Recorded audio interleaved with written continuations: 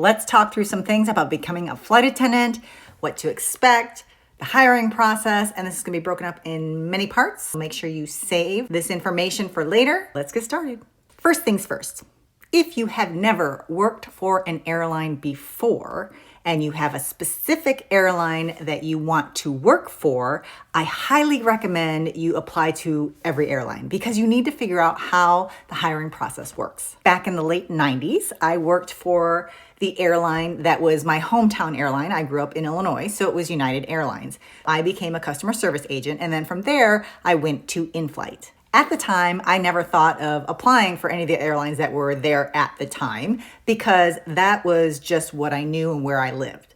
When I decided in my 40s to become a flight attendant again, I chose the airline depending on how I felt about the culture of the airline and the location of the training, which again was in my hometown. So there are several things you can decide. You can decide that you want to work for an airline that actually your hometown is a hub. For example, let's say you live in Denver and you want to work for an airline that is based in Denver or has a hub in Denver or has bases in Denver. That's what you want to look for. So the bases I know in Denver are Frontier and United.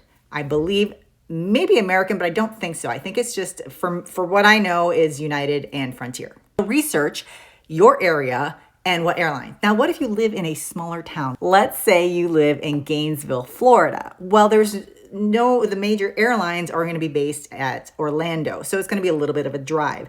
Or what if you're like in Little Rock, Arkansas? Well, you can see if there's any regional airlines that are based there. I don't think there are, because usually those are considered like an outstation or a regional station, but you can actually commute into the closest airline for you. So let's say if it's Little Rock, it could be maybe you'll commute to Dallas and go to Southwest, or maybe you'll commute to Dallas or to Houston to go with United.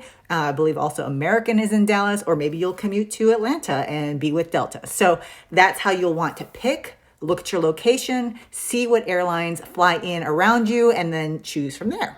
In the next video, I'm going to talk about the whole application process. And we're going to start from the beginning, like basic questions.